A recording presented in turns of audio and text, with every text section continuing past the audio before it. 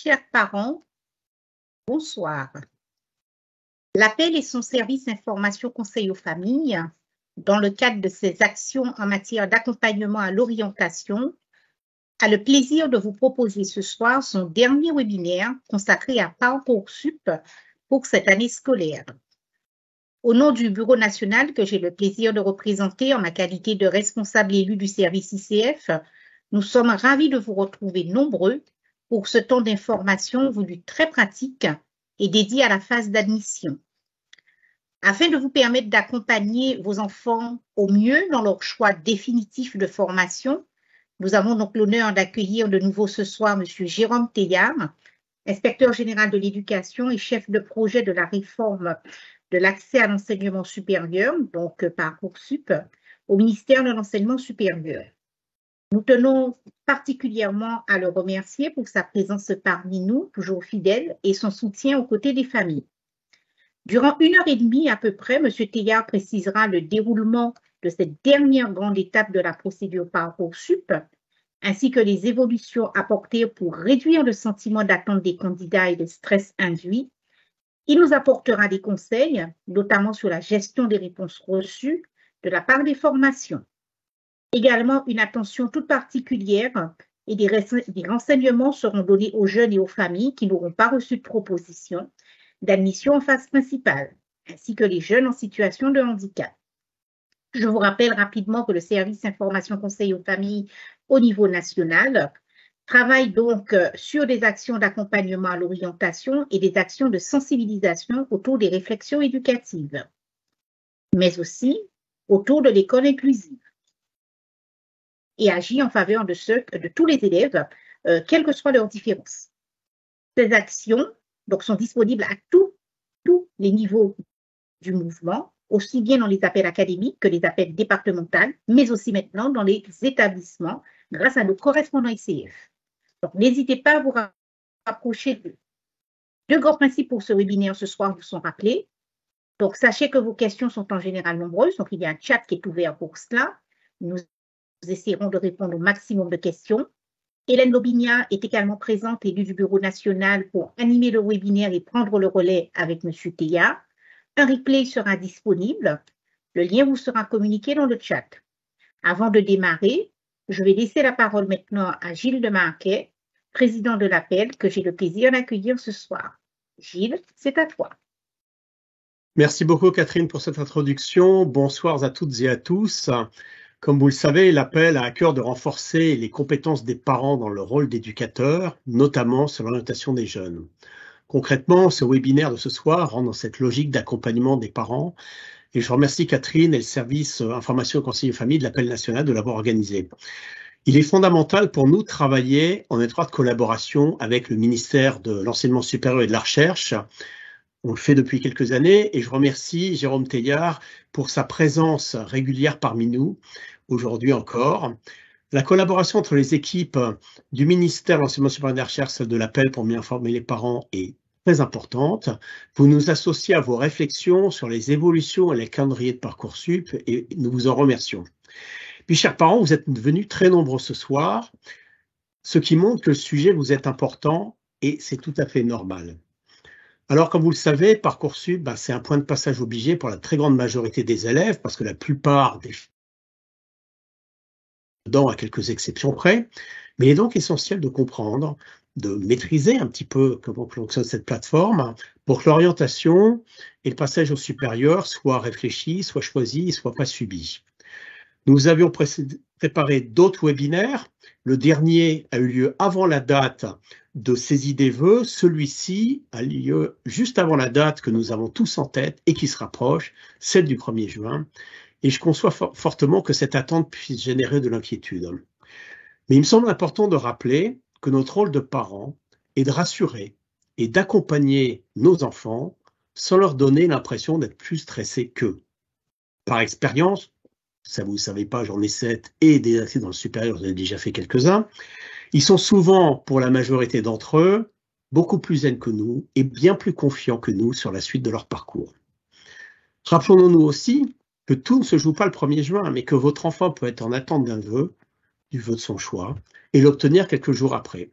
C'est pour cela qu'il faut bien l'accompagner, le soutenir, mais aussi anticiper en l'aidant à définir des stratégies en fonction des réponses reçues. Il faut donc qu'il y ait un dialogue régulier et constructif avec votre enfant pendant toute cette période. Sans tarder, je donne la parole à Monsieur Teilhard et je vous souhaite à tous et à tous un excellent webinaire. Monsieur Teilhard, c'est à vous.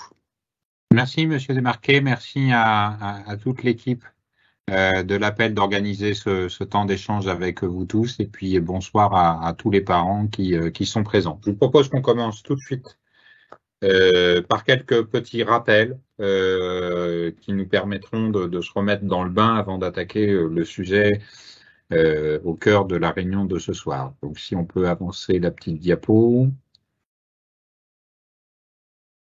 Voilà. Alors, la slide suivante, peut-être un retour sur combien de candidats pour cette phase d'examen de vœux. Sur la slide 4, 917 000 candidats sont présents sur Parcoursup cette année. On a 629 000 lycéens, 163 000 étudiants en recherche de réorientation qui vous concernent sans doute. Ils ont fait à peu près 12 millions de vœux. Et on voit aussi une tendance qui se conforte. L'apprentissage recueille de plus en plus à la fois de vœux puis de candidatures. Et je rappelle que pour les formations en apprentissage, les vœux restent possibles jusqu'au 12 septembre, puisque la saisonnalité de l'apprentissage est différente des formations sous statut étudiant. Petit rappel en slide suivante, ça n'est pas Parcoursup qui examine les dossiers, ça n'est pas non plus Parcoursup qui choisit votre affectation. Ce PowerPoint vous sera envoyé, vous pourrez y compris voir la petite vidéo de responsables de commission d'examen des vœux qui ont été constitués dans les établissements pour examiner les vœux. Ils nous ont rendu les classements hier et puis nous assurons des vérifications, des contrôles là, toute la semaine jusqu'au 1er juin, le point de départ de la phase d'admission. Un petit rappel aussi sur la slide suivante sur les dispositifs qui sont prévus par la loi et que Parcoursup met en œuvre, à la fois un appui avec une priorité accordée aux lycéens qui sont boursiers de l'enseignement secondaire dans les formations sélectives et non sélectives avec des taux minimums, et puis une aide financière aussi de 500 € pour les lycéens eux-mêmes boursiers de l'enseignement secondaire qui vont aller s'inscrire dans une formation en dehors de leur académie de résidence. Cette information sur cette aide à la mobilité, elle sera disponible directement dans le dossier du candidat. Nous prenons en compte aussi la participation des lycéens au cordée de la réussite. Et je rappelle enfin que dans la politique mise en œuvre par le ministère, il y a aussi une priorisation au bénéfice des lycéens professionnels des places en BTS et une priorisation au bénéfice des lycéens technologiques pour les places dans les bachelors universitaires de technologie hébergés par les IUT. Ces petits rappels étant faits, je vous propose qu'on passe directement à la phase d'admission qui nous occupe et qui se déroulera à partir du 1er juin. Ce que nous avons souhaité, si on passe à la slide suivante, c'est cette année répondre aussi à des attentes qu'ont exprimées vos enfants et d'avoir une phase d'admission principale qui soit à la fois plus rapide et plus courte.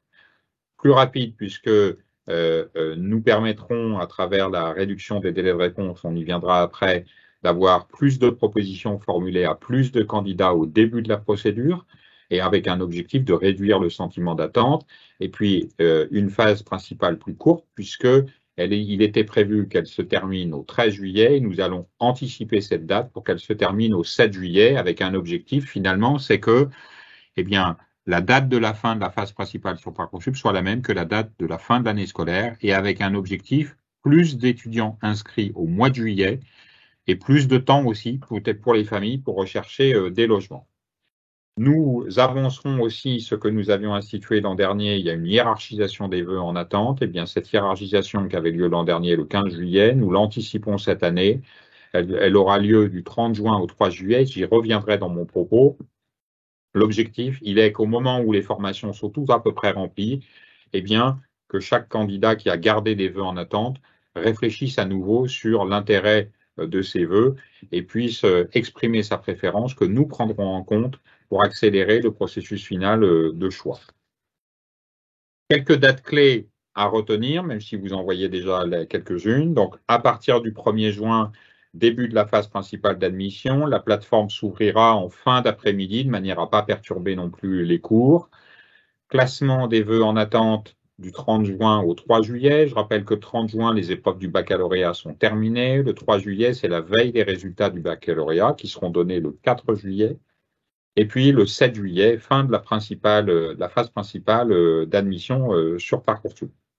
Alors, là aussi, pour avancer dans la présentation de cette phase d'admission, première question qu'on peut se poser sur la slide suivante, c'est quelles sont les réponses que je peux recevoir à partir du 1er juillet sur Parcoursup. Eh bien, il faut distinguer entre les formations sélectives, les BTS, les IUT, les classes prépa, les IFSI, les écoles, et puis les formations non sélectives.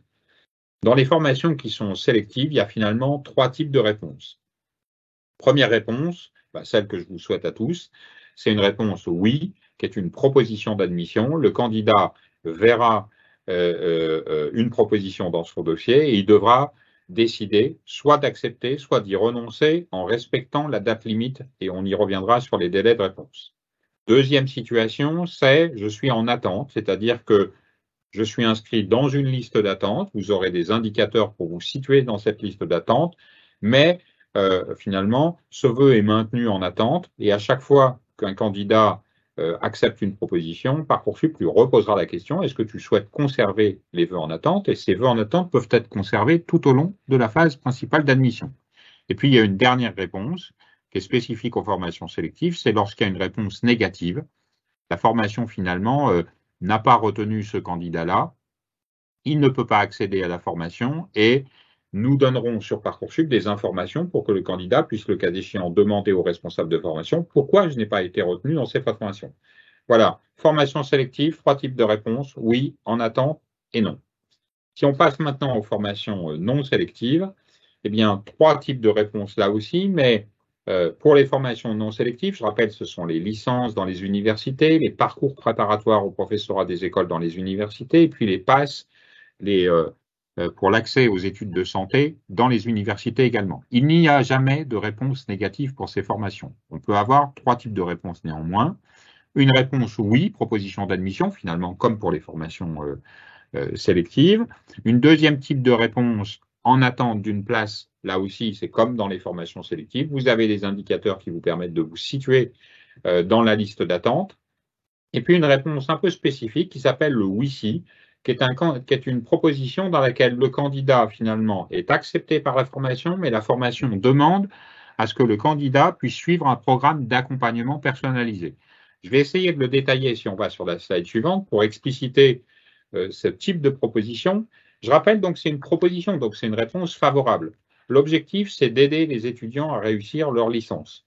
Et chaque candidat qui a une réponse oui-si, il aura un petit bouton info sur le oui-si dans lequel il pourra découvrir quelle est la nature de l'accompagnement qui lui est proposé par la formation. Un accompagnement méthodologique, un accompagnement disciplinaire avec des remises à niveau, une forme d'accompagnement de tutorat individualisé ou collectif. L'objectif, c'est toujours aider à réussir. Et cet accompagnement, il peut être programmé soit sur une durée standard de licence, sur 3 ans, voire même dans certaines hypothèses, une situation dans laquelle finalement la formation vous dit je souhaite que vous puissiez intégrer cette formation, mais à ce moment-là, cette formation, vous la ferez en 4 ans, avec une première année qui durera 2 ans, parce que l'objectif, c'est de vous aider à réussir. Donc, je crois qu'il faut non pas être impressionné par le titre oui-si, il y a bien une condition. La condition, c'est celle de suivre un accompagnement personnalisé, mais ça reste une proposition d'admission, donc une réponse favorable, et je crois que ça peut répondre à quelques situations particulières, peut-être de vos enfants. Ils ont fait des choix au lycée, de parcours au lycée dans telle discipline, et puis finalement, ils ont changé d'avis. Ce sont d'autres formations qui les intéressent, et cet intérêt a été reconnu par les formations du supérieur, mais en même temps, en disant, pour réussir, il faudra de l'accompagnement. Voilà ce que c'est le oui-si. Donc, voilà les types de réponses que vous pouvez recevoir. Si on a une réponse négative, on arrive à la slide suivante. Je le redis, ce n'est pas Parcoursup qui prend les décisions. Parcoursup ne fait que recueillir les classements des formations du supérieur et ensuite vous les donner à voir. Mais par contre, Parcoursup vous accompagne si vous souhaitez demander des explications. Si vous avez une réponse négative, eh bien, Parcoursup vous indiquera directement dans le dossier comment solliciter le responsable de la formation pour avoir les raisons de cette décision de refus. vous avez à ce moment-là 1 mois pour demander au responsable de la formation de vous expliquer pourquoi votre enfant n'a pas été retenu dans telle ou telle formation. Vous retrouverez ces informations en face du vœu concerné sous forme d'une notification. Et puis, je rappelle aussi que s'il s'agit d'une formation publique, eh bien, vous avez le droit aussi de contester la décision en formulant un recours contentieux devant le tribunal administratif dans les 2 mois qui suivent la décision. C'est le principe que l'on suit sur Parcoursup. J'en viens maintenant, vous m'avez parlé des propositions d'admission, si on passe à la slide 14, vous m'avez dit je peux recevoir des propositions d'admission, mais comment je le sais que j'ai une réponse finalement? Eh bien, lorsque vous avez une réponse, une proposition d'admission, vous êtes alerté dès le matin, dès que vous recevez une proposition. Vous êtes alerté, le candidat est alerté par SMS et par mail dans sa messagerie personnelle. Il a une adresse mail valide qui a été régulièrement consultée, donc n'hésitez pas à faire ces petites vérifications avant le 1er juin, mais il recevra aussi cette proposition d'admission dans sa messagerie intégrée dans son dossier candidat Parcoursup. À noter, cette année, la plateforme a été modernisée dans ses interfaces et elles sont désormais compatibles avec les téléphones mobiles et donc il n'y a plus d'application mobile dédiée en quelque sorte, mais à travers l'application Parcoursup, vous pouvez directement interagir sur votre dossier avec le téléphone mobile. Moi, ce que je vous encourage à faire, c'est quand même que lorsque l'on a des décisions à prendre, hein, des choix, c'est que si vous avez un ordinateur à la maison, c'est toujours quand même plus précieux de le faire, ces choix sur ordinateur, plutôt que de le faire sur mobile. Mais certains candidats n'ont peut-être que cette solution, donc en tout cas, ça reste possible. Point d'information qui me semble très important pour vous ce soir, n'oubliez pas que les parents, à chaque fois qu'ils ont renseigné leur adresse mail et leur numéro de portable dans le dossier de Parcoursup de leur enfant, vous serez informé des mails que recevront votre enfant et même quand il y aura un délai à respecter, eh bien quand il restera 24 heures pour satisfaire à ce délai, les parents recevront aussi l'alerte SMS. Je crois que c'est une sécurité et je le dis à tous ceux qui ne l'auraient pas encore fait, il est toujours possible dans le dossier Parcoursup d'aller renseigner vos coordonnées de manière à pouvoir obtenir ces éléments d'information. Je vais être très concret avec vous. Quand moi, je demande des délais de réponse, et on y reviendra un peu après, eh bien, c'est important que ce délai de réponse il soit partagé entre le candidat et puis ses parents. Vous mettez un post-it sur le frigo, sur la porte, sur la télévision, où vous voulez, mais je crois que c'est toujours sain et facilitateur que d'être plusieurs à se rappeler d'une échéance à respecter. Voilà, c'est le centre de cette mesure. Alors, vous m'avez parlé, 1, des types de réponses, 2, comment je reçois une proposition, et maintenant, slide suivante, eh bien, dans quel délai je dois répondre aux propositions d'admission? Eh bien, les délais, finalement, ce que l'on a prévu, c'est des délais un petit peu plus longs au tout début de la procédure, et ensuite, un délai standard qui commence à partir du 4 juin. Je vous l'ai dit, les propositions d'admission le 1er juin, elles arriveront en fin de journée. Je le précise pour les parents. En fait, à ce moment-là, puisqu'il y a beaucoup de parents qui consulteront et de candidats qui consulteront le site Parcoursup, eh bien, les interfaces, elles ne permettront que de consulter, mais pas d'agir dans son dossier. Mais de toute façon, vous voyez bien, il n'y a pas tellement d'importance à se précipiter le 1er juin, puisque pour toute proposition d'admission reçue le 1er juin au soir ou le 2 juin au matin, les candidats auront jusqu'au 4 juin, donc le dimanche 4 juin, 23h59, pour répondre. Voilà, ça laisse le temps de prendre cette décision et nous avons demandé, et je communiquerai aux organisateurs de l'appel le message que je viens d'envoyer cet après-midi à l'ensemble des proviseurs des lycées publics et privés sous contrat de France, leur demandant qu'il y ait véritablement un accompagnement qui soit mis en place le 2 juin, le vendredi, mais aussi le 5 juin, pour que tous les candidats qui vont recevoir des propositions entre le 1er, le 2, le 3 ou le 4 juin, eh bien, ils puissent avoir à la fois un temps de réflexion en famille et en même temps un temps d'échange, de conseils, peut-être pour se réassurer avec leurs enseignants. Donc, si je résume, vous recevez une proposition le 1er ou le 2 juin, vous avez jusqu'au 4 juin, 23h59 heure de Paris pour répondre. Vous recevez une proposition le 3 juin, ça c'est le samedi, vous avez jusqu'au 5 juin, donc le lundi soir pour répondre. Et puis ensuite, à partir du 4 juin, c'est toujours le même cycle, jusqu'au 6 juillet, qui est le jour où on envoie les dernières propositions de la phase principale. Vous avez 2 jours, je donne l'exemple, vous le voyez là, en même temps que moi. Vous recevez une proposition d'admission le 10 juin au matin, et je précise, toutes les réponses n'arrivent toujours que le matin. Et vous devez y répondre avant le 11 juin, 23h59. Voilà la mécanique des délais. Je le dis aussi, même si on y reviendra plus tard, dans le week-end du 3 et du 4 juin, le numéro vert sera ouvert le samedi comme le dimanche, de manière à ce que tous les candidats, leurs familles, puissent avoir la disponibilité pour répondre aux sollicitations des candidats. Si on passe maintenant en disant, je sais que je peux avoir des réponses, je connais les délais, mais en fait, où est-ce que je vois les dates, ces dates limites à respecter? Eh bien, c'est en fait tout simple. Vous avez là une visualisation des interfaces que vos enfants découvriront à partir du 1er juin. Si vous recevez une proposition d'admission, eh bien, vous avez l'information que c'est une proposition, et 2, vous avez une date qui est affichée très clairement en rouge dans le dossier. C'est la date à respecter. Il est très important dans le dossier Parcoursup de répondre à chaque proposition d'admission. Sur Parcoursup, il faut toujours répondre. L'objectif, c'est que la machine ne soit pas grippée parce que certains ne veulent pas répondre. Donc, on ne peut pas ne pas répondre. Et ne pas répondre, ça signifie manifester qu'on n'est pas intéressé. Moi, j'ai parfois eu des candidats en disant « Ah ben, j'avais reçu une proposition, mais comme ça m'intéresse pas, je réponds pas. » Ben non, c'est pas la bonne logique sur Parcoursup. Sur Parcoursup, on doit répondre soit j'accepte, soit je renonce. Et si on ne répond pas, eh bien, la proposition, elle est retirée.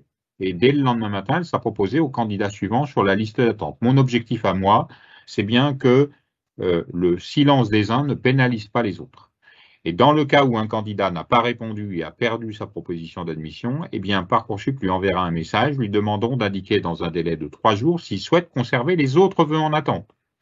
Si le candidat répond dans ces 3 jours, il garde ses vœux en attente. S'il ne répond pas dans ce délai de 3 jours, eh bien, à ce moment-là, moi, je considérais que ce candidat n'a plus d'intérêt pour Parcoursup et on supprime l'ensemble de ses vœux. Quels sont finalement les types de situations dans lesquelles vous allez recevoir des propositions d'admission? Je vais essayer de le décrire dans la slide suivante, en prenant les 2 cas sans doute les plus qui vont vraiment se produire à grande échelle. Première situation, vous recevez une proposition d'admission et vous avez des vœux qui restent en attente. Alors, je vais essayer d'être très concret. Donc, dans ce cas-là, c'est une jeune candidate qui s'appelle Lucie. Lucie a reçu une proposition d'admission, elle a un délai pour y répondre, et puis elle peut accepter la proposition ou y renoncer. À chaque fois qu'elle prendra une décision sur la proposition d'admission qu'elle aura reçue, Parcoursup lui demandera « Est-ce que vous souhaitez garder les vœux en attente ?» C'est toujours, je pense, je veux rassurer tout le monde, il n'y a pas de situation dans laquelle Parcoursup choisit pour vous. À chaque fois, Parcoursup vous demandera est-ce que vous souhaitez maintenir les vœux en attente, et les vœux en attente, ils peuvent être maintenus tout au long de la phase principale, mais évidemment, comme on l'a évoqué tout à l'heure, à partir du 30 juin, il faudra simplement indiquer son ordre de préférence. Et puis, le candidat peut aussi décider, alors Lucie, en l'occurrence, elle avait fait un vœu pour la licence de droit à Marseille, université. Elle l'accepte, elle peut aussi décider qu'elle ne veut pas maintenir de vœux en attente parce que finalement la proposition en licence de droit à Marseille, c'est exactement ce qu'elle voulait, elle peut l'accepter définitivement. Et si elle l'accepte définitivement, eh bien j'allais vous dire, pour Lucie, Parcoursup, c'est presque fini. Elle va pouvoir consulter les modalités d'inscription, elle aura les résultats du baccalauréat le 4 juillet et elle devra ensuite aller s'inscrire avant le 19 juillet. L'objectif, voilà, on a la possibilité soit d'accepter une proposition en gardant des vœux en attente, soit de l'accepter définitivement. Et bien, deuxième situation, alors ça c'est Gilles. Gilles, lui, il reçoit plusieurs propositions en même temps et il a aussi des vœux en attente. Eh bien, s'il a plusieurs propositions qui arrivent en même temps, Gilles, il doit déjà décider.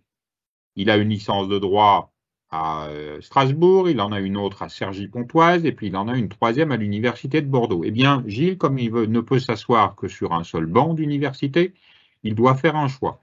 Et à ce moment-là, il choisit une seule proposition, il sera obligé de renoncer aux 2 autres, et il peut toujours, bien sûr, garder ses vœux en attente, et s'il accepte définitivement cette proposition, comme Lucie tout à l'heure, eh bien, il consultera les modalités d'inscription, il attendra les résultats du baccalauréat et ensuite ira s'inscrire avant le 19 juillet. Donc, vous voyez, on a des situations, j'ai qu'une proposition, je peux l'accepter définitivement ou non, je peux maintenir des vœux en attente ou non. Si je reçois plusieurs propositions, je dois faire un choix entre les propositions qui me sont formulées. Autre situation, si on va sur la slide suivante, c'est la situation dans laquelle le candidat ne reçoit, lui, pas de proposition d'admission, mais il ne reçoit que des réponses finalement en attente. Eh bien, dans ce cas-là, on va y venir ensuite, eh bien, des indicateurs seront affichés dans son dossier pour qu'il puisse se positionner. Où est-ce que je suis dans la liste d'attente? Est-ce que je vais bientôt avoir des propositions? Et je rappelle que le principe de Parcoursup est un principe solidaire. Les réponses des uns apportent des propositions pour les autres, parce que quand on répond et qu'on accepte une proposition et qu'on renonce à d'autres, eh bien, ce sont des places qui seront proposées ensuite aux candidats. Alors, je vous vois, Hélène, et je devine que vous avez peut-être quelques premières questions à me poser. Oui, peut-être quelques premières questions avec différentes petites choses, et notamment, comment fait-on pour consulter la fiche à venir? Est-ce qu'elle sera disponible le 1er juin? Est-ce que nous pourrons la voir ou pas? Absolument. Vous savez que les appréciations dans la fiche à venir n'étaient pas disponibles au moment où les enseignants et le proviseur les ont formulées. Elles seront disponibles à partir du 1er juin. Merci beaucoup. Alors, si vous permettez, je continue. Est-ce qu'un élève qui a une réponse positive d'une école, mais qu'il attend encore des retours de ses vœux prioritaires, est-ce qu'il peut garder sa place encore un petit peu de temps auprès de l'école qu'il accepte avant de valider définitivement s'il n'a pas de retour positif? Qu'est-ce qu'il vaut mieux qu'il fasse? Absolument. Je crois que vraiment, c'est la garantie que vous apporte Parcoursup. La garantie de Parcoursup, c'est que, mettons que ce jeune candidat, il accepte la proposition dans l'école. Parce que néanmoins, ça l'intéresse, il a fait ce vœu d'ailleurs, c'est lui-même qui l'a décidé. Donc il fait ce vœu, mais il a le droit de garder ses vœux prioritaires en attente. Alors peut-être moi, le conseil que je peux donner, c'est ne garder peut-être que les vœux en attente qui l'intéressent vraiment. Ça sert à rien de garder les vœux qui vous intéressent pas. Enfin, garder des vœux, ça permet pas de se réchauffer l'hiver et on passe pas l'hiver avec ses vœux Parcoursup. Donc vraiment, je le dis, ça ne sert à rien de garder des vœux qui n'intéressent pas. Par contre, si ça vous intéresse, vous pouvez les garder et vous pouvez les garder jusqu'à la fin de la phase principale. Je crois que c'est un point important qui doit rassurer. Et qu'est-ce qui se passe si parmi son vœu prioritaire, mettons qu'il y en ait deux, et sur un des deux, il y a la proposition d'admission qui finit par arriver, eh bien à ce moment-là, il pourra accepter cette nouvelle proposition, qui est son vœu favori en quelque sorte. Ça viendra remplacer la proposition qu'il avait acceptée au départ. Et puis, il pourra décider de lui-même de l'accepter définitivement parce que c'est vraiment l'école dans laquelle il veut aller. Et à ce moment-là, il verra, c'était l'illustration de la slide précédente, il verra les modalités d'inscription et il ira s'inscrire dans cette école. Et alors, pour compléter tout à fait, Monsieur Teilhard, est-ce qu'il y a une manipulation particulière à faire justement pour ces vœux en attente? Est-ce qu'on doit faire quelque chose sur Parcoursup? Oui, voilà. En fait, Parcoursup vous posera la question. Alors, vous verrez, on a essayé aussi de prendre en compte les retours, les expériences usagées, hein, c'est très important. Il y avait parfois, j'avais des retours en disant, mais on n'ose pas cliquer sur oui parce qu'on ne sait pas ce qui va se produire derrière sur l'interface suivante. Et donc, il y avait une forme de stress avant de cliquer. Donc, on a essayé de traiter cette question et chaque candidat qui aura une proposition, il aura deux petits onglets avec soit j'accepte définitivement, donc je renonce à mes vœux en attente, soit j'accepte en gardant des vœux en attente. Et en cliquant, ça ne sera pas le choix définitif. Derrière, il aura une autre interface dans laquelle il verra tous ses vœux en attente, dans lequel le petit onglet sera positionné sur renoncer aux vœux en attente, mais s'il souhaite les maintenir, il change et il met je les maintiens. Et c'est lui qui le décide, ça n'est pas la machine qui le fait à sa place, et il peut le faire à chaque fois qu'il est amené à décider d'une proposition d'admission. Donc voilà, le bon réflexe, c'est 1, on a le droit de garder ses vœux en attente. 2, c'est important de garder ses vœux en attente lorsque c'est vraiment les vœux qui vous intéressent. Et 3, la bonne logique, c'est que quand ça vous intéresse plus, vous vous en débarrassez. Ça sert à rien de garder des vœux qui vous intéressent pas. Eh bien, écoutez, parfait. On vous laisse continuer avant une autre série de questions. Mais maintenant, je vous relaisse la parole avec le déroulé du PowerPoint. Merci à vous. Alors, le lycéen qui ne reçoit que des vœux, des réponses en attente, alors pour être précisément sur ce qu'on vient de se dire, il y a besoin de rien faire quand on a des vœux en attente. En fait, il n'y a pas d'action à faire, ils sont automatiquement maintenus en attente. On a à décider que quand on reçoit une proposition d'admission et qu'on a à faire un choix. Donc, je parlerai ensuite des indicateurs. Et puis, vous avez la situation des lycéens qui ne reçoivent que des réponses négatives parce qu'ils n'auraient fait que des vœux pour des formations sélectives. Et dès le 1er juin, nous écrirons à ces candidats-là de manière à leur proposer un accompagnement, un conseil dans leur lycée individuel ou collectif, de manière à se préparer à la phase complémentaire. J'y viendrai un peu plus tard. Alors, j'ai parlé dans la slide suivante. Lorsque j'ai dit qu'on était en attente, on a des indicateurs. Alors, quels sont les indicateurs que chaque candidat pourra voir dans son dossier pour chaque vœu sur lequel il est en attente? Alors, la slide suivante. Voilà. Je le dis à droite comme ça pour commencer. Il y a des petites vidéos qu'on a mis. Elles sont déjà d'ailleurs disponibles dès maintenant. Une vidéo sur la liste d'attente, comment ça marche. Une infographie sur la liste d'attente lorsque je fais des vœux en internat. Des informations, vous en avez d'abord sur la liste d'attente. Quelle est la position dans la liste d'attente que j'occupe? Par exemple, si c'est, on va prendre Éléonore, Éléonore, elle est 50e sur la liste d'attente et elle verra chaque jour sa position dans la liste d'attente évoluer. Du premier jour où elle apparaît en liste d'attente jusqu'au dernier jour où elle reçoit une proposition d'admission. Et peut-être même jusqu'à la fin de la phase principale si pour ce candidat-là, elle ne reçoit pas de proposition d'admission. Vous recevez aussi des informations sur le classement. Je distingue la liste d'attente du classement. Je reprends mon exemple. Éléonore, alors je ne sais plus quel chiffre j'ai dit, mettons que j'ai dit qu'elle était 50e sur la liste d'attente, mais pour autant, elle est 100e dans le classement. Autant la position dans la liste d'attente, elle évolue, autant la position dans le classement, elle est fixe tout au long de la procédure. Elle était 100e. Éléonore pourra également voir la position dans le classement du dernier candidat qui a reçu une proposition. Elle pourra voir aussi, et c'est très important, la position du dernier candidat qui a reçu une proposition d'admission l'année précédente. Qu'est-ce que ça veut dire, ce chiffre? Ça veut dire que, j'ai dit, elle était 100e dans le classement. Imaginons, il y a deux cas de figure. Eh bien, soit l'année précédente, le rang du dernier qui a été pris, c'était 250e, et là, à ce moment-là, Éléonore, elle est rassurée parce qu'elle voit bien que la probabilité d'avoir une proposition d'admission est forte. Soit la situation est très différente, imaginons que c'est pour des formations de BTS où il y a très peu de place, le rang du dernier admis de l'an dernier, c'était le rang 32, et à ce moment-là, si Éléonore est classée 100e, à ce moment-là, ça veut dire que c'est une indication plutôt négative et qu'il est très peu probable qu'elle reçoive une proposition d'admission. Je le dis, il ne faut pas prendre ces données-là au pied de la lettre, c'est-à-dire que je reprends mon exemple, Éléonore est 100e et puis l'année précédente, le rang était 98, ne vous dites pas tout de suite, mais alors c'est foutu, je ne serai jamais pris. Bon, il faudra regarder comment ça se déroule. Ce sont des statistiques et évidemment, elles sont plutôt robustes parce que elles sont faites sur des grands nombres, mais néanmoins, il peut y avoir une évolution parce que tout d'un coup, chaque année, il y a une formation qui est devenue plus, attractive que d'autres, pour des raisons que je ne connais pas. En tout cas, ces éléments-là, ils sont des éléments qui doivent vous aider à réfléchir et à constater l'évolution des listes d'attente.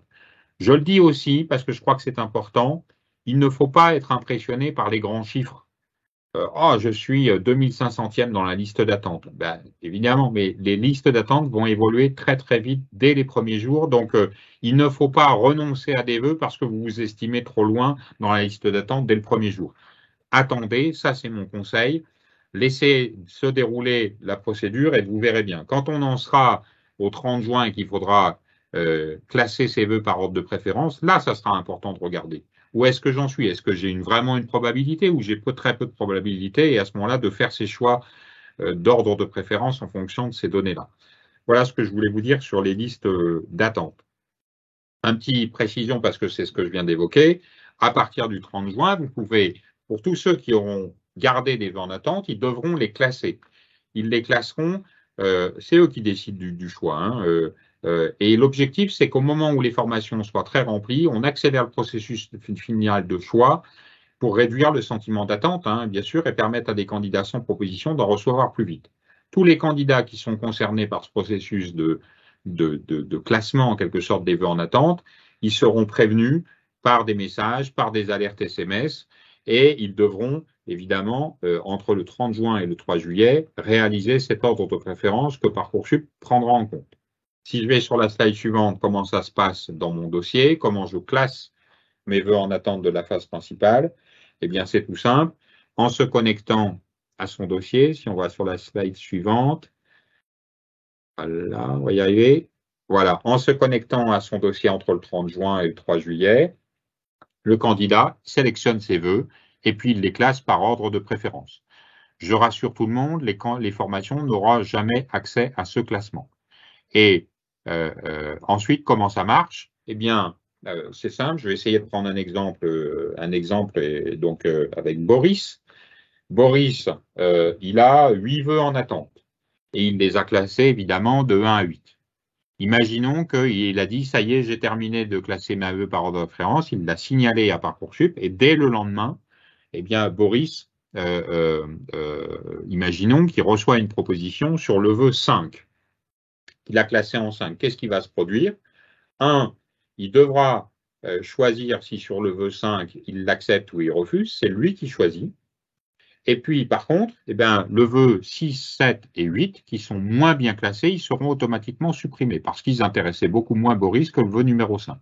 Par contre, le vœu 1, 2, 3 et 4, eux, seront conservés. Donc, vous voyez, ce processus de classement, il permet, d'éliminer finalement les vœux pour lesquels qui intéressent moins lorsque vous recevez une proposition. Il permet de garder ceux qui vous intéressent davantage. Et à chaque fois, le candidat reste, c'est lui qui a la main, c'est lui qui décide s'il accepte ou s'il renonce. On n'est jamais forcé à rien sur Parcoursup, sauf à répondre lorsque vous recevez des propositions d'admission.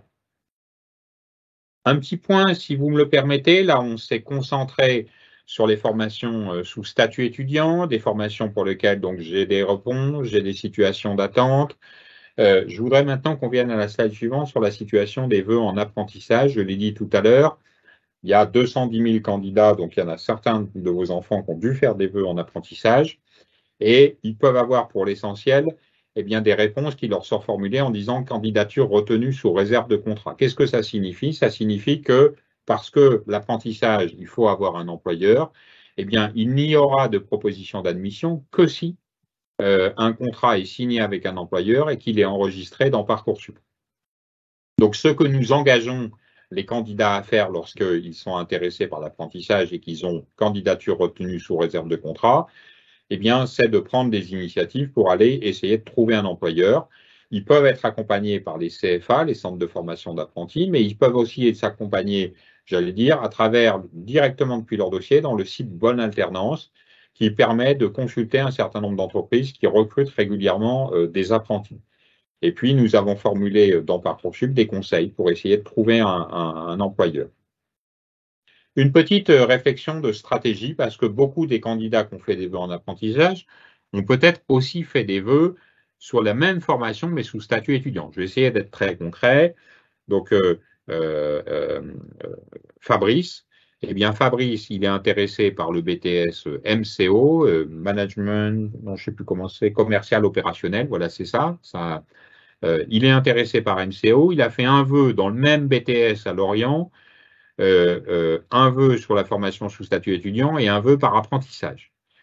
Qu'est-ce qui se passe pour Fabrice? Imaginons, Fabrice reçoit la proposition d'admission sur le vœu formation sous statut étudiant.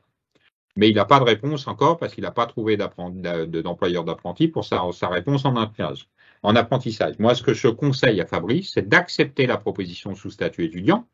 Ça lui garantira d'avoir une place pour la rentrée.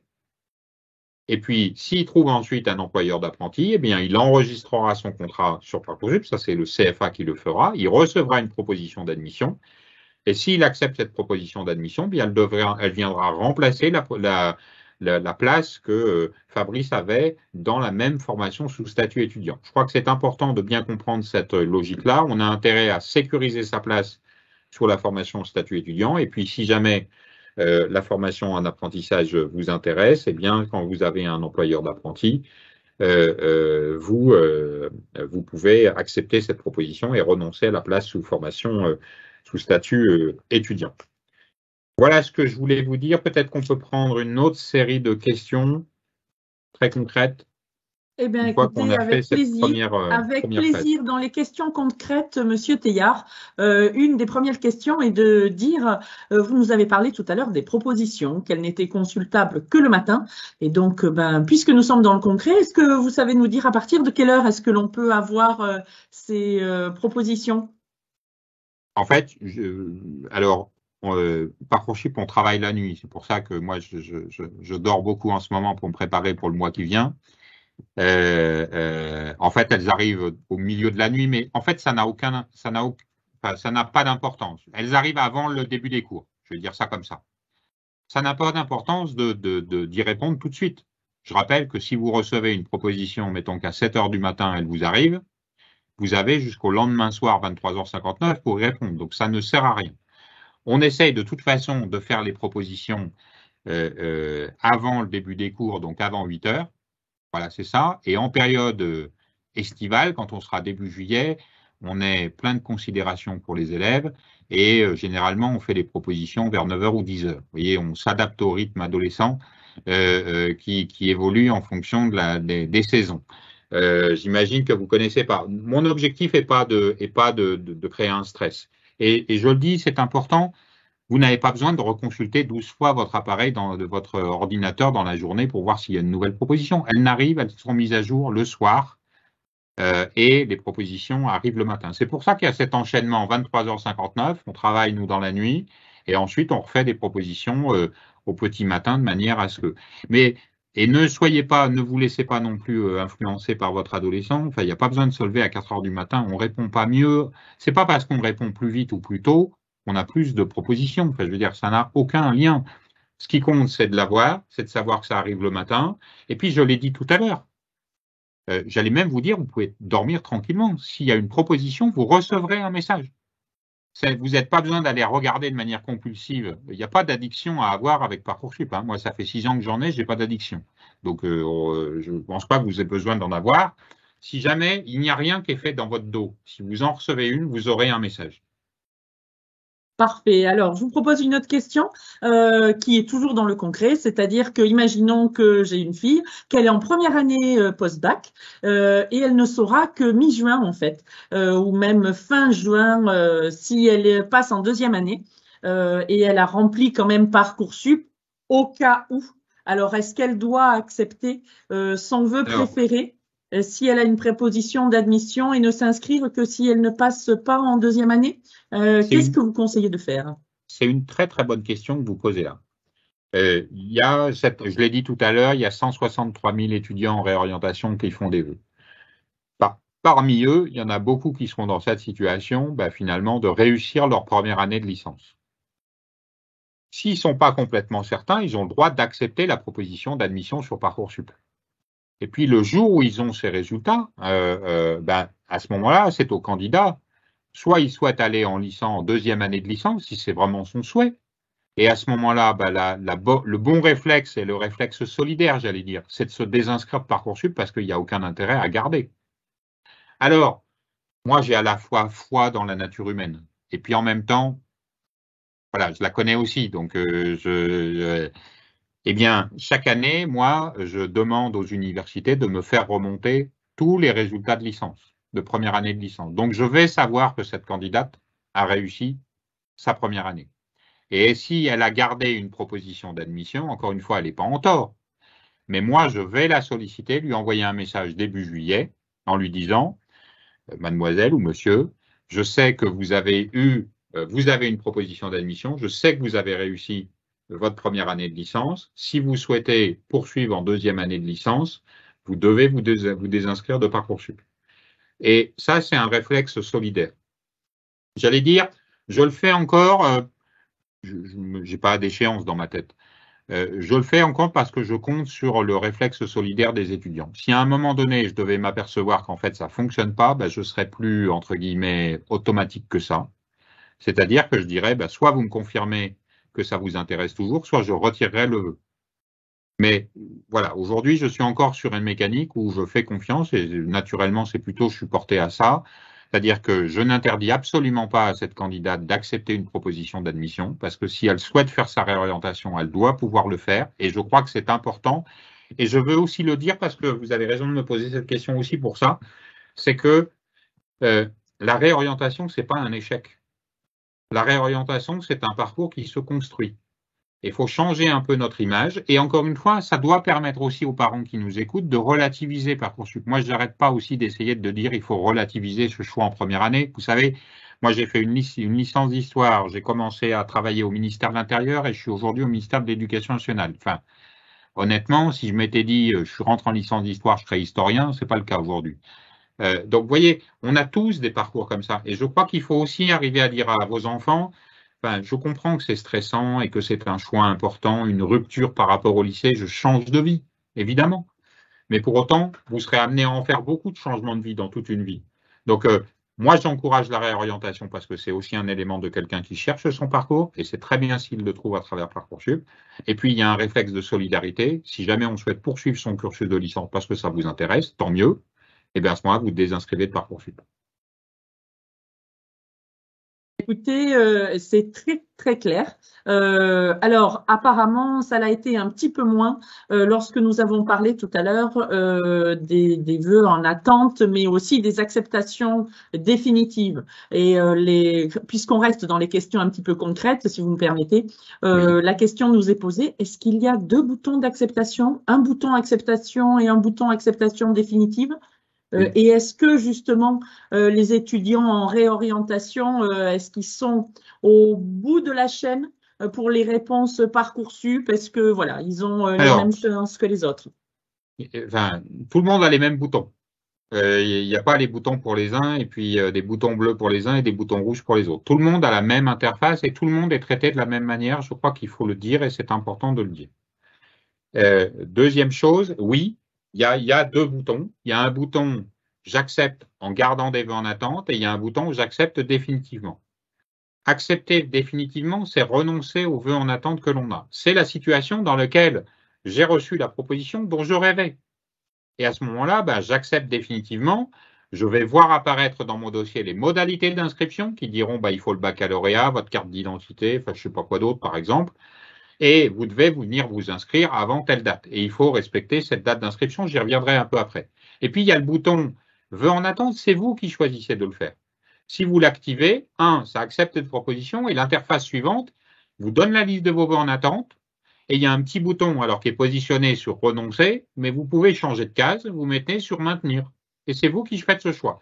Je le dis aussi parce que je ne cherche pas à piéger les gens. Si c'est par défaut sur renoncer, c'est parce que si je le mettais par défaut sur maintenir, tout le monde maintiendrait ses vœux jusqu'au bout. Et personne ne ferait jamais de choix.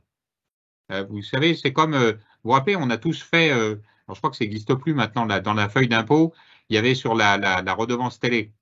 Et c'était coché par défaut, oui, j'ai une télévision. Parce qu'autrement, s'ils n'avaient pas coché cette case, personne n'aurait eu de télévision en France, évidemment. Donc voilà, c'est ça un peu la mécanique, mais je le dis pour monsieur ou madame qui a posé cette question, il n'y a pas de piège. Mon objectif n'est jamais de piéger les gens. La première raison, et vous voyez, c'est sans doute la plus crédible parce que pour vous, c'est que de toute façon, ça me retombera dessus. Donc moi, je cherche pas à me créer des ennuis, j'en ai suffisamment.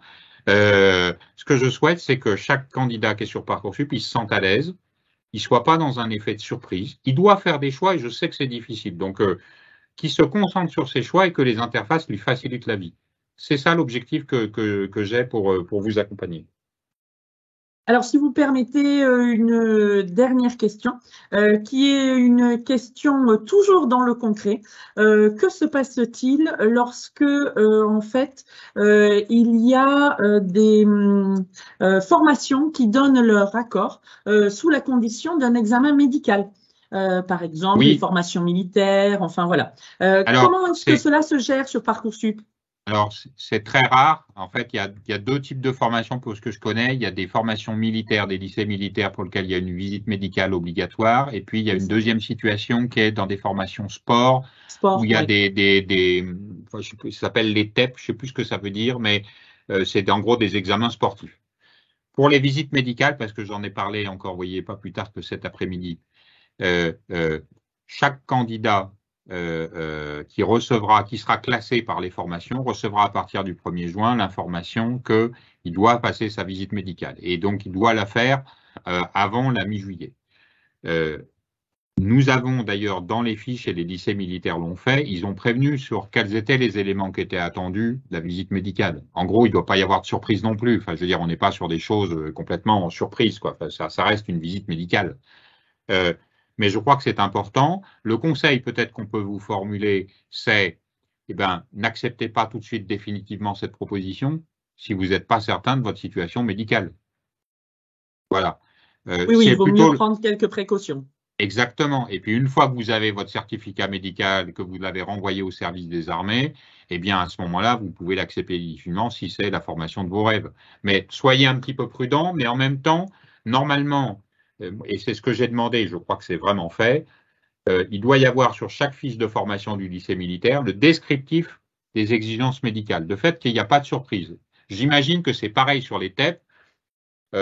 Si vous courez comme moi, et qu'on vous demande de courir le 100 mètres en 12 secondes, ben, enfin, je veux dire, il y a un moment donné, il faut aussi savoir de quoi on est capable. Donc voilà, un raisonnement de prudence, mais en tout cas, l'objectif, l'an dernier, je vais vous dire aussi, je donne toutes les choses, hein, l'an dernier, il n'y a eu qu'un seul cas sur tous les lycées militaires d'un candidat qui s'est retrouvé. Et évidemment, on a accompagné ce candidat. Mon objectif n'est jamais de laisser les gamins sur le bord de la route. Eh bien, écoutez, nous vous laissons continuer pour l'instant et puis on se retrouve tout à l'heure pour d'autres questions.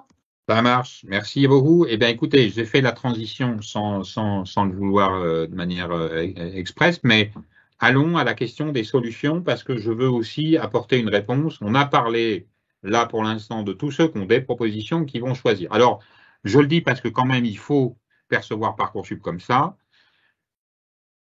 À la fin de la procédure Parcoursup 2022, 95% des lycéens avaient eu au moins une proposition. En moyenne, un lycéen avec 5 propositions. Donc, vous voyez que ce que l'on vient d'évoquer, c'est quand même l'immense majorité des candidats qui sont concernés. Et puis, il peut y avoir des candidats, si on passe à la slide suivante, des candidats qui n'ont pas de proposition d'admission. Alors, qu'est-ce qu'on a pour eux? L'objectif de la procédure Parcoursup, c'est à la fois de permettre d'aller s'inscrire, mais c'est aussi d'accompagner les candidats. On ne laisse personne au bord du chemin. Dès le 1er juin 2023, les lycéens qui n'avaient fait que des vœux sur des formations sélectives et qui n'ont reçu que des réponses négatives, ils auront la possibilité de demander dans leur lycée un accompagnement individuel ou collectif pour fabriquer un nouveau projet et pour essayer de refaire de nouveaux vœux dans la phase complémentaire. Je vais expliquer ensuite ce qu'est la phase complémentaire. Elle se déroulera du 15 juin au 14 septembre et vous pouvez, dans ce cadre-là, faire jusqu'à 10 nouveaux vœux et répondre à des propositions qui vous seront formulées. À partir du 1er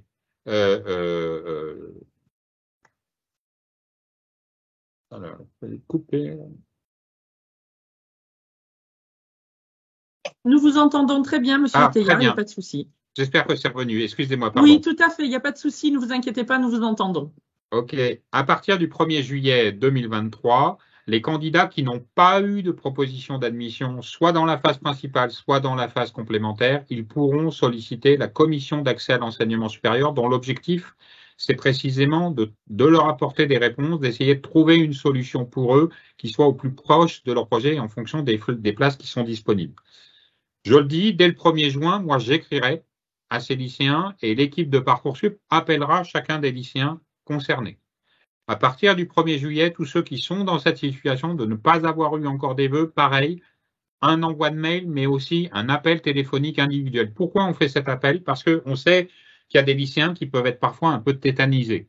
C'est-à-dire, j'ai rien eu, et ben, il n'y a personne qui va m'aider, donc je fais rien. Notre objectif est au contraire de les aider un peu à essayer, à leur apporter des solutions, mais aussi à les aider à en trouver par eux-mêmes. Et donc, c'est ça le sens, un mail et des appels téléphoniques dédiés, d'où l'importance, je l'ai dit déjà tout à l'heure, de revérifier quelles sont les coordonnées de portable que le candidat a remplies. Si jamais il a changé de portable et changé de numéro, il faut vraiment le signaler et s'en assurer. Je pense qu'avec la portabilité des numéros, ce sujet est sans doute très réduit maintenant, mais cette vérification vaut toujours le coup. Si on passe à la slide suivante, peut-être qu'on regarde ce qu'on appelle la phase complémentaire. La phase complémentaire, elle apparaît elle va venir à partir du 15 juin, elle se déroule jusqu'au 14 septembre. L'an dernier, c'est 74 000 candidats qui ont reçu une proposition d'admission dans une formation de leur choix en phase complémentaire. À qui est-elle destinée? À la fois à des candidats qui n'ont pas de proposition d'admission, et je pense que c'est prioritairement pour eux, évidemment, parce qu'ils vont pouvoir essayer de formuler de nouveaux vœux sur des formations qui ont des places vacantes. Mais on peut aussi imaginer qu'un candidat qui a déjà une place en formation principale, il est quand même intéressé parce que, je ne sais pas, il attend autre chose, ou il recherche autre chose, ou il y a une évolution de ses besoins ou de ses envies, et il peut aller sur la phase complémentaire lui aussi rechercher et faire formuler de nouveaux vœux. On accède à la phase complémentaire depuis son dossier Parcoursup. Chaque jour, on peut ajouter des listes de formation à la phase complémentaire et on peut y faire jusqu'à 10 vœux maximum. Ce sont des nouveaux vœux. Pour être très très clair, la phase principale, ce sont les vœux que vos enfants ont fait au mois de mars et qu'ils ont confirmés au mois d'avril. La phase complémentaire, ce sont des vœux que vos enfants pourront faire à partir du 15 juin. Ça n'est pas obligatoire, c'est uniquement si on souhaite trouver une nouvelle formation indépendamment des vœux qu'on a fait en phase principale. Ça peut aussi être le cas, je le dis parce que peut-être que ça arrive et qu'il y a des gens, des parents concernés par cette situation.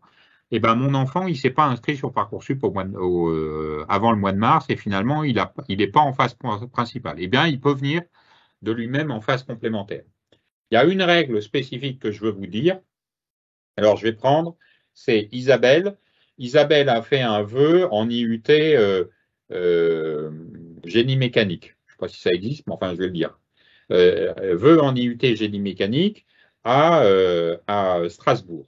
Et puis, elle n'a pas été retenue, son dossier n'a reçu une réponse négative. Et puis, elle voit qu'en phase complémentaire, ben, ce même IUT à Strasbourg, il propose toujours des places parce qu'il y a des places vacantes.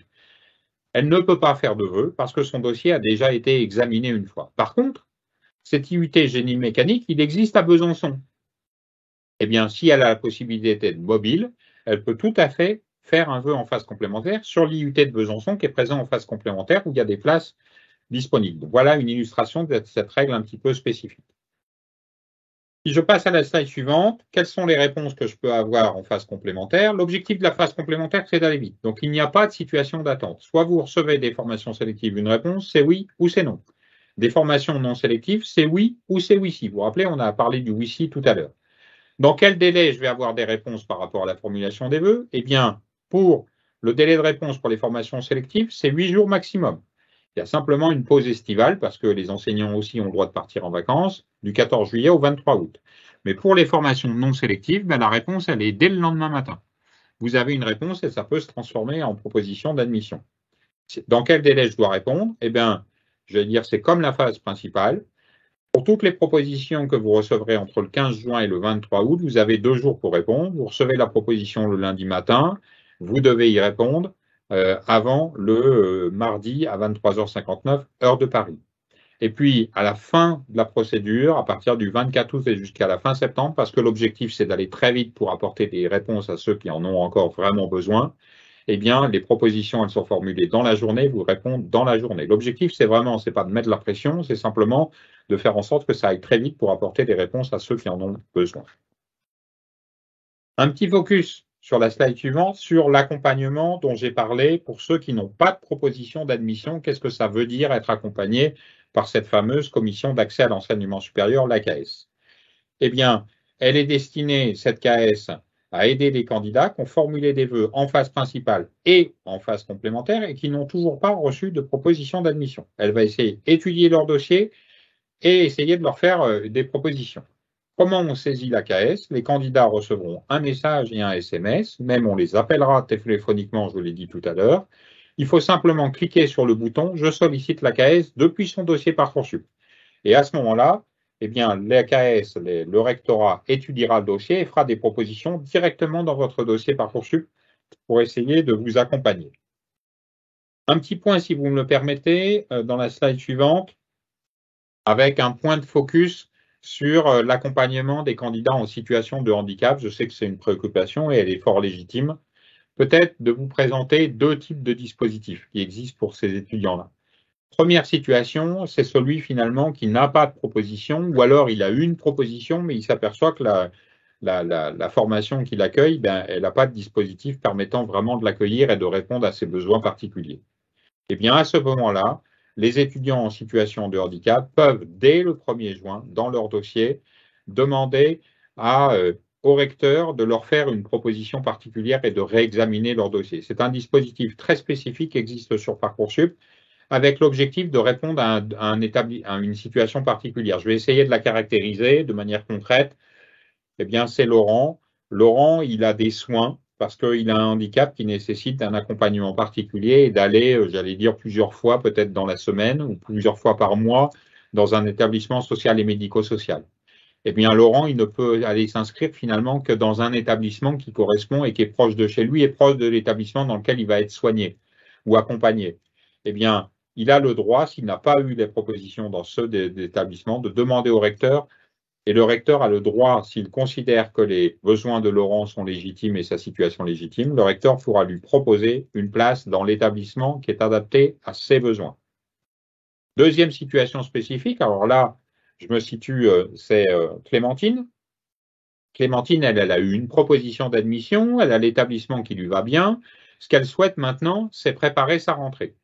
Peut-être que Clémentine, elle a renseigné une fiche de liaison dans son dossier au mois de mars. Et dans cette fiche de liaison, elle a dit, au lycée, j'avais un accompagnement. Alors, vous m'excuserez, mais je me rappelle jamais des noms, des sigles. Je crois qu'il y a le PAP, mais il y en a d'autres. Vous les connaissez peut-être mieux que moi, mais en tout cas, je les connais pas bien. Je sais simplement. Elle a indiqué PAP, il y en a plusieurs. Voilà, exactement. Elle a indiqué que, par exemple, elle avait des aménagements horaires, elle avait des aménagements pour les examens. Et elle l'a renseigné dans sa fiche de liaison. Eh bien, moi, ce que je vous l'encourage à faire, Clémentine, c'est de compléter sa fiche de liaison et Parcoursup lui demandera de la compléter et elle pourra demander à Parcoursup de la transmettre directement au référent handicap de son futur établissement. L'objectif, c'est quoi? L'objectif, c'est que le référent handicap de l'établissement puisse constater le besoin de Clémentine, savoir que Clémentine va venir à la rentrée dans cet établissement et commencer à préparer l'accueil de Clémentine, les conditions d'une bonne intégration de Clémentine dans son établissement. Ça évite qu'en fait, l'établissement d'accueil s'aperçoive le jour de la rentrée qu'il y a un étudiant ou une étudiante qui a des besoins particuliers auxquels il faut s'adapter pour répondre et c'est tout à fait légitime. Donc voilà, deux dispositifs. Un, je n'ai pas la réponse adaptée, je sollicite le rectorat pour demander un réexamen de mon dossier. Deux, j'ai tout à fait eu mon établissement, je souhaite préparer plus tôt ma rentrée. Je demande à Parcoursup de transmettre ma fiche de liaison au référent handicap. Voilà le sens de cette mesure. Voilà ce que je pouvais les présenter sur les dispositifs d'accompagnement, mais ouvrons un petit échange sur les questions avant d'arriver aux dernières étapes de Parcoursup. Volontiers. Alors, dans les questions, alors vous savez qu'elles sont nombreuses, mais on en a toute une série en disant, mais mon fils accepte une classe prépa qui est très bien classée. Est-ce que cela aura pour conséquence que tous ces autres vœux, en fait, pour des prépas qu'il juge inférieurs, seront annulés, même s'il les met en attente? Voilà. Non, et autre question, si vous me permettez, en même temps, pourquoi est-ce que certains lycées, en fait, proposant des BTS en alternance, ont déjà répondu, en fait, avant le 1er juin à certains candidats et d'autres non? Alors, est-ce qu'il y a une explication sur ces deux questions? Alors, sur la première question, c'est la même à laquelle on a répondu, mais il faut y revenir. Vous avez raison, tant que j'ai pas été suffisamment clair, il faut reprendre l'ouvrage sur le métier. Vous avez accepté un vœu dans une proposition d'une CPGE. Ça n'invalide pas les autres vœux que vous avez formulés. Chaque vœu est indépendant sur Parcoursup. Et les autres formations ne sont pas au courant des vœux que vous avez formulés. Par contre, si vous souhaitez maintenir vos vœux en attente, il faut le dire. Le moment quand vous recevrez, je le redis, quand on n'a que des vœux en attente, il n'y a rien à faire. Ils sont automatiquement maintenus par Parcoursup en attente. Le jour où vous recevez une proposition d'admission, vous êtes amené à faire un choix. Vous acceptez ou vous renoncez. Et lorsque vous faites ce choix, Parcoursup vous demandera est-ce que vous souhaitez maintenir les vœux en attente. Et on l'a dit tout à l'heure, eh bien, si je veux maintenir des vœux en attente, j'ai un petit bouton spécifique. J'ai les vœux en attente qui défilent.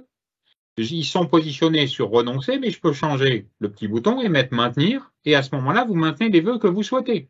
S'il y a une des CPGE qui vous intéresse pas du tout, parce que celle que vous avez acceptée, elle est bien mieux, eh bien, vous y renoncez. Par contre, s'il y en a une autre qui est votre préférée, vous la gardez et vous le dites à Parcoursup. Et Parcoursup n'éliminera pas votre vœu en attente. Moi, je n'élimine pas des vœux en attente. Il n'y a que deux situations dans lesquelles on élimine des vœux en attente. Soit c'est le candidat qui a décidé lui-même d'y renoncer, soit c'est le candidat qui n'a pas répondu aux propositions d'admission. Il n'a pas répondu, je lui ai envoyé un message auquel il a 3 jours pour me dire « je suis encore intéressé ». Si au bout de 3 jours, il n'a pas répondu, je considère qu'il n'est plus avec moi. Il ne participe plus à la procédure Parcoursup. Deuxième question, et évidemment, je l'ai oublié. Sur les BTS en alternance qui ont déjà répondu. En fait, en fait, nous permettons que sur les BTS en apprentissage, il puisse y avoir des réponses anticipées. Parce que la saison de l'apprentissage commence parfois avant. Et moi, honnêtement, je n'ai pas le chiffre là, mais je me le ferai communiquer avant le 1er juin. Je sais que l'an dernier, avant le 1er juin, on avait déjà 3000 contrats en apprentissage qui avaient été signés par des jeunes et ils avaient déjà été enregistrés sur Parcoursup. Voilà la raison. Après, peut-être que c'est des situations dans lesquelles il y a eu une réponse avec un employeur et pas d'autres. Alors, nous avons parlé de la phase complémentaire. Et donc, une des questions est de dire, est-ce qu'elle est également ouverte aux élèves en réorientation dont nous avons parlé tout à l'heure? Oui, alors, je vais y revenir une fois pour toutes. Les étudiants en réorientation, ils ont les mêmes droits que les lycéens sur Parcoursup. Ils peuvent formuler des vœux en phase principale et avoir des réponses et les accepter. Ils ont les mêmes interfaces. Ils peuvent faire la phase complémentaire également aussi. Et ils peuvent solliciter aussi l'AKS. Ils seront accompagnés, eux, non pas par le rectorat, mais par les services de leurs universités, parce qu'il y a un service d'orientation dans les universités, et c'est à eux. Je pense aussi, il faut le dire, alors c'est trop tard pour cette année, mais je le dis aussi pour les parents, parce que vous aurez tous, et je le souhaite, des futurs étudiants à la rentrée. Il peut arriver que votre fils, votre fille, au bout de 10 jours, il dit « Ah non, c'est pas tout à fait, je me suis trompé et c'est vraiment pas ce que je veux faire. » C'est la vie. Il n'y a pas besoin d'attendre Parcoursup de l'année suivante pour se réorienter. Il y a des passerelles. Il faut solliciter et on peut se réorienter pour le 2e semestre. Donc, je le dis, voilà aussi, faut pas laisser à penser que Parcoursup est fait pour les étudiants en réorientation, mais il n'est pas la seule réponse possible pour des étudiants en réorientation. Et alors, toujours dans cette phase complémentaire, est-ce que l'on peut garder un vœu en attente de la même manière que dans la phase précédente en phase complémentaire? Voilà, comment est-ce qu'on va le voir? En fait, non, parce que il n'y a pas d'attente dans la phase complémentaire. Vous formulez un vœu, vous avez une réponse, c'est oui ou c'est non. Et donc, en fait, vous n'avez, si vous avez peut-être, vous avez trois réponses, par exemple, qui interviennent, vous devez répondre à chacune, mais vous ne gardez pas de vœu en attente parce qu'il n'y a pas de système d'attente. Enfin, je le dis avec le sourire. Enfin, on me reproche suffisamment de créer de l'attente, je ne vais pas en recréer quand il n'y en a pas. Vous voyez ce que je veux dire? Oui, c'est clair également. On ne va pas vous reprocher ça. Alors voilà. Après, j'ai une question. Vous allez voir qui est très très précise. Comment est-ce que le dossier des lycéens a-t-il été analysé par les formations post-bac quand la copie de bac dans une de ses spécialités a été recorrigée? Eh bien, je le dis, on avait à peu près une centaine de cas au niveau national de situations dans lesquelles il y a eu une erreur matérielle. L'erreur matérielle a été détectée, elle a été signalée, il y a eu une recorrection et le Cyclade, candidat, a ajusté la note. Je l'ai dit de manière médiatique, mais je l'avais dit aussi, mais j'en profite de notre échange pour le redire. Lorsque le rectorat a modifié la note, il a informé l'équipe Parcoursup en académie de ce changement de note et l'équipe Parcoursup s'est attachée à ce que chaque formation pour laquelle le candidat ou la candidate avait formulé un vœu soit informée spécialement du fait que pour ce candidat ou ces candidates, la note n'était pas X, mais elle était Y. Et dans chaque rectorat, on a évidemment gardé la trace de tous ces candidats qui ont eu des modifications suite à des erreurs matérielles, de manière à ce qu'ils puissent suivre aussi l'évolution de la phase d'admission. Eh bien, écoutez, la réponse est très claire et permet effectivement de redire ce que vous aviez déjà effectivement annoncé, mais au moins, ça a le mérite d'être à nouveau explicité à chacun d'entre nous. Eh bien, écoutez, est-ce qu'on a encore un petit peu le temps pour une ou deux autres questions? Vous préférez continuer? Allez, je vous en prends deux, puis après, je poursuis. D'accord. Alors, la prochaine question concerne en fait, est-ce que vous connaissez aujourd'hui la proportion de néo-bacheliers et des étudiants en réorientation? Et pour les candidats en réorientation, est-ce qu'on a le pourcentage qui n'ont pas de proposition? C'est une question piège. Je vais vous donner par rapport au chiffre de 2022. En 2022, 95% des lycéens ont des propositions d'admission et parmi les étudiants en réorientation, c'était 82 et quelques pourcents. Donc plus de 8 sur 10 et plus de 9 sur 10 dans un cas. En fait, il faut aussi avoir en tête que sans doute les étudiants en réorientation ont un spectre de vœux moins large que les lycéens. Je vais donner un exemple très concret. Alors peut-être que vous me contredirez parce que quelqu'un connaît cet exemple, mais je connais rarement d'étudiants en réorientation qui se réorientent en CPGE. C'est plutôt un choix de néo-bachelier, mais on n'y revient pas. Et vous voyez, par exemple, ça fait tout un champ de formation dans lequel on n'est plus. Donc, c'est difficile à comparer, mais entre 8 sur 10 et 9 sur 10, vous voyez, il n'y a pas non plus un saut. Et par ailleurs, il y a aussi des candidats parmi ces réorientations, parce que des fois, dans le taux d'acceptation, il est inférieur, mais parce qu'il y en a certains, comme on l'a évoqué tout à l'heure, ils vont l'avoir, leur licence. Et donc, ils vont pas poursuivre sur Parcoursup. Il y a beaucoup de vœux de précaution. Vous savez, Parcoursup, c'est une sorte de mutuelle. On se dit qu'on y va, et encore une fois, moi, je ne décourage absolument pas ce comportement. Enfin, si ça correspond à des vrais souhaits, j'ai un vrai projet de réorientation où j'hésite vraiment, eh bien, faites votre vœu sur Parcoursup. Allez, je vous laisse continuer, Monsieur Teilhard. Alors, on arrive à la suite. Donc, slide suivante, Parcoursup, la fin de la phase principale. Donc, si on va sur la slide 30, à quoi ça correspond la fin de la phase principale et quand est-ce que c'est? Si on peut aller à la slide 30, on va y arriver. Ça y est, super. La fin de la phase principale, c'est le 7 juillet, 23h59. Donc, les dernières propositions d'admission sont envoyées le 6 juillet et les candidats concernés doivent y répondre jusqu'au 7 juillet, 23h59. Qu'est-ce que ça signifie, la fin de la phase principale? Ça veut dire que les formations qui ne sont pas en phase complémentaire, bien sûr, parce que les formations en phase complémentaire, c'est ceux qui avaient des places vacantes. Les formations en phase principale, le 7 juillet, ça veut dire qu'elles sont remplies. Il n'y a plus d'évolution des listes d'attente. Qu'est-ce qui se passe le 8 juillet?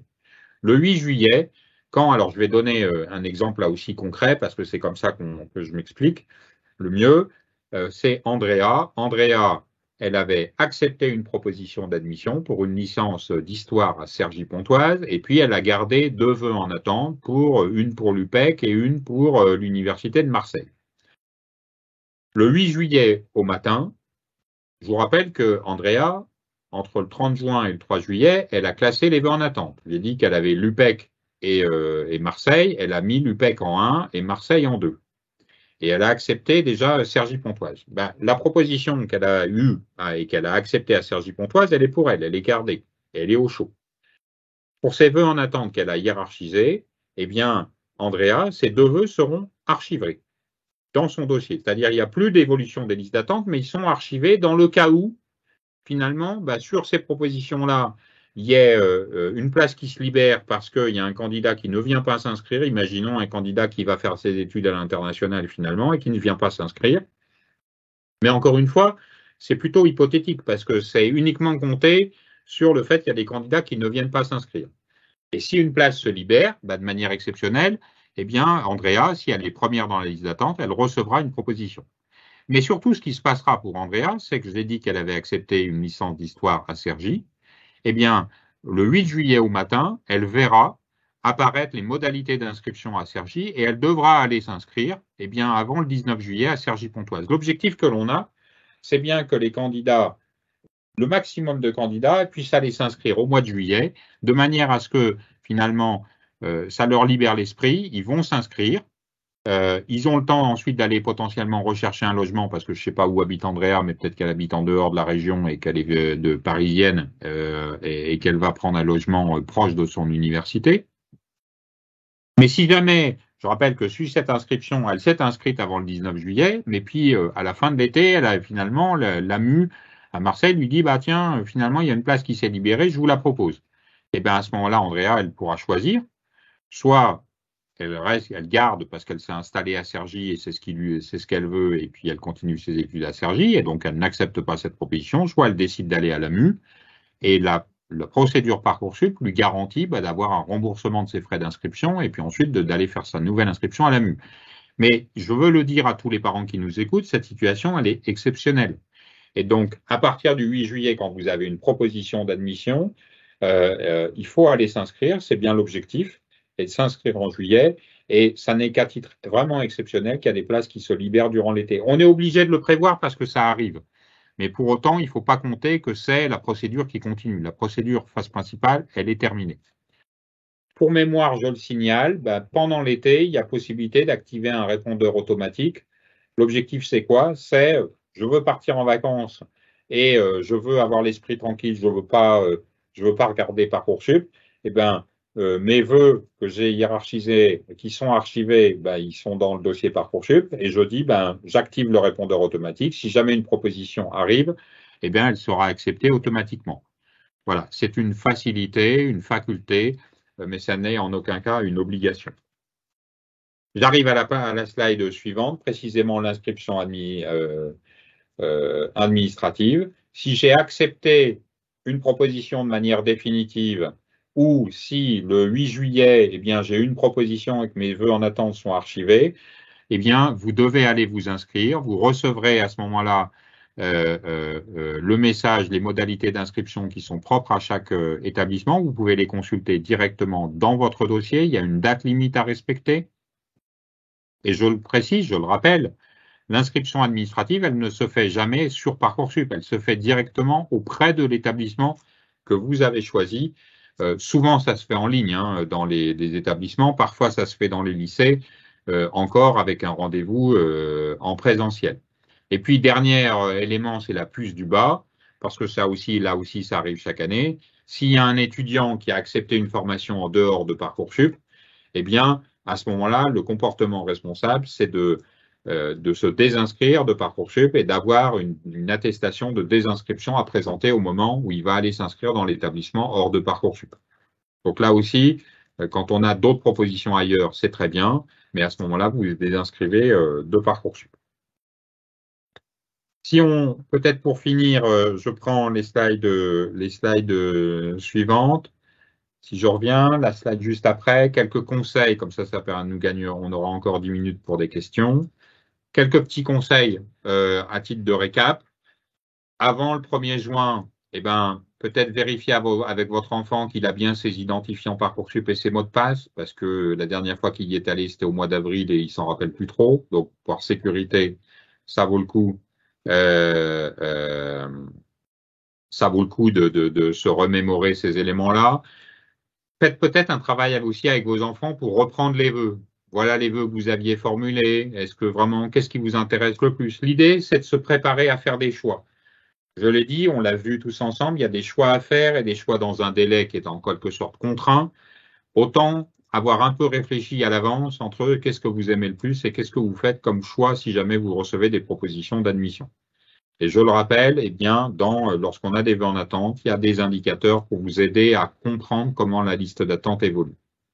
Aborder cette étape avec sérénité et puis, au-delà du PowerPoint que j'ai diffusé ce soir, je communiquerai dès demain aux collègues de l'appel tout un ensemble de ressources qu'ils pourront vous communiquer, des petites vidéos, des petits tutos, des pages conseils, de manière à finalement se sentir à l'aise et se familiariser avec Parcoursup. Je rappelle aussi, vous n'avez pas besoin de vous connecter tous les jours à votre dossier Parcoursup. Vous êtes alerté par SMS lorsqu'une proposition arrive. Soyez attentifs au délai de réponse. Un candidat doit absolument répondre à chaque proposition qui est formulée. C'est la règle du jeu sur Parcoursup. Et en l'absence de réponse, la proposition est retirée pour être donnée à un autre candidat. Si je fais sur la slide suivante, quelles sont les infographies, les petits tutos qu'on mettra à disposition et que j'enverrai, il y a des infographies sur les dates clés, la liste d'attente, les dispositifs pour l'accompagnement au handicap. Et puis, il y a des petites vidéos. Déjà, plusieurs sont disponibles. Qu'est-ce qu'il faut savoir sur la phase d'admission? Qu'est-ce que la liste d'attente? Comment ça marche? Des petites questions-réponses fréquentes que nous avons eues depuis 3-4 ans. La réponse oui-si. La situation de handicap, le droit à l'information. Voilà, des éléments que j'ai pu aborder avec vous ce soir, mais vous pouvez retrouver dans des petites vidéos synthétiques qui font 3-4 minutes et qui vous permettent d'avoir une bonne visibilité. Je rappelle aussi sur la slide suivante, et j'en terminerai par là, le bon réflexe, c'est de ne jamais rester tout seul avec sa question. Donc, vous avez les moyens de poser des questions, évidemment. au-delà de notre rendez-vous de ce soir, moi, j'organise beaucoup de chats, de live de la semaine prochaine. Vous pouvez y participer. Vous pouvez retrouver la programmation sur la page d'accueil de Parcoursup et vous pouvez y même retrouver tous les enregistrements et les replays. 2, il y a un numéro vert sur Parcoursup, 0800 400 070. Il est accessible depuis l'étranger pour les lycées de la EFE, par exemple. Peut-être qu'il y en a certains c'est le cas qui nous écoutent ce soir. Et puis, il y a des numéros spécifiques pour l'outre-mer, pour chaque département d'outre-mer. Je le redis aussi, des ouvertures exceptionnelles sont prévues du numéro vert jusqu'à 20h le 2 juin, le week-end des 3 et 4 juin de 10h à 16h, et puis jusqu'à 20h le lundi 5 juin. Là aussi, parce que c'est les moments où il y aura le plus de réponses et on doit être à votre disposition. Messagerie contact depuis votre dossier Parcours Candidat, Parcoursup. Ça, vous la connaissez, cette messagerie contact, elle permet d'interagir. J'ai un blocage, j'ai une question, voilà, messagerie contact, vous aurez des réponses, vous interagirez avec l'ensemble des professionnels de Parcoursup. Et puis les réseaux sociaux, j'ai mis là les QR codes. Vous pouvez vous abonner, moi je vous engage à vous abonner aux comptes sociaux Parcoursup. Vous aurez des informations et puis on délivre aussi des réponses à des candidats sur Parcoursup ou à des parents lorsqu'il y a une situation particulière à suivre. Voilà ce que je voulais vous dire ce soir. Je suis content de moi parce que j'ai tenu dans le délai qui m'était imparti, ce qui n'est pas toujours le cas. Et on a encore 10 minutes de petites questions. Donc je profite, j'en profite. Si vous voulez bien, juste avant de laisser la parole à Catherine, juste pour revenir sur une petite chose concernant le handicap. Voilà, où on a énormément de questions qui nous ont été posées et notamment nous avons parlé de PAI ou de PAP. Donc effectivement, est-ce qu'il y a un endroit où on peut remplir la notion de PAP? Voilà, sur la fiche de liaison, vous l'avez dit tout à l'heure. La fiche de liaison, elle est accessible dans le dossier Parcoursup et vous avez la possibilité, si vous ne l'avez pas fait, vous avez la possibilité de le faire encore dans la phase d'admission, de manière à ce que vous puissiez soit compléter, soit renseigner complètement cette fiche de liaison. Et puis, quand vous nous donnez l'instruction, si vous acceptez définitivement une formation, Parcoursup vous dira, vous proposera que nous envoyons directement à l'établissement et au référent handicap. On l'envoie pas à n'importe qui, hein, je rassure aussi, on l'envoie au référent handicap de l'établissement d'accueil. Allez, une toute dernière et après je m'arrête, je laisse la place à Catherine. Justement, lorsque le lycéen a un PAP depuis la 6e, mais qui ne relève pas d'un handicap, est-ce que le PAP peut exister à l'université? Est-ce que vous pouvez répondre à cette petite question rapidement? Alors, en fait, c'est pas la PAP, c'est-à-dire que de toute façon, vous changez d'environnement, mais en tout cas, vous pouvez. Ce qui compte, c'est de renseigner dans votre fiche de liaison les éléments de type d'accompagnement et de pouvoir ensuite avoir un échange avec le référent handicap. L'université, c'est ensuite un autre environnement, donc peut-être que les solutions d'accompagnement, c'est pas strictement identique. L'objectif, c'est d'accompagner, mais ça peut être par d'autres moyens. Et c'est l'objectif, en fait, de cette fiche de liaison, c'est que le référent handicap puisse voir ce dont bénéficiait le candidat et qu'il puisse aussi avoir ensuite un travail avec lui, sans doute, et avec sa famille, sur les conditions d'aménagement qui peuvent être proposées. Je vous remercie, Monsieur Teilhard, et je laisse la parole à Catherine. Merci beaucoup, Hélène, et merci beaucoup à Monsieur Teilhard. Comme d'habitude, beaucoup d'informations très claires pour accompagner cette dernière phase sans stress, je dirais, pour les jeunes et pour donc les parents. Du coup, je voudrais quand même souligner qu'il y a quelque chose que Monsieur Teilhard a dit et que je retiens, c'est qu'il ne faut jamais rester seul avec une question parce qu'il y a toujours des réponses quelque part. Donc, entre les messageries, les réseaux sociaux, les numéros verts qui sont proposés, j'ai envie de vous dire, chers parents, chers jeunes, n'hésitez pas et décrochez le téléphone si vous êtes en difficulté. Je vous rappelle qu'il y a une foire aux questions qui est disponible. Donc, cette foire aux questions devrait vous permettre d'être régulièrement informé sur les subtilités de Parcoursup. Des tutos et des vidéos sont aussi à votre disposition sur les pages conseils du site Parcoursup, Parcoursup le vrai du faux par exemple. Donc n'hésitez pas, nous allons donc vous mettre très bientôt le replay donc de ce dernier webinaire sur l'espace grand public du site Appel. Donc on vous invite à le revisionner si nécessaire et surtout à le partager avec des parents ou avec des familles qui seraient intéressées. Le 1er juin approche à grands pas. Je vous souhaite beaucoup de courage en tout cas à tous, aux équipes de Parcoursup aussi, hein, au niveau du ministère, puisque M. Théard nous a dit qu'il anticipait sur ses heures de sommeil. Nous sommes de tout cœur avec vous. Et en tout cas, bon courage aux examens donc pour les jeunes et aux familles aussi qui soutiennent derrière. Merci infiniment aux équipes information conseil aux familles, donc du niveau national, l'ensemble des élus qui m'accompagnent. Merci Hélène, merci Laure, Christian pour votre participation. Merci Monsieur Théard pour on va dire ces 3 sessions que vous nous avez accordées. J'ai presque envie de vous dire que je vous donne rendez-vous à l'année prochaine déjà. Voilà.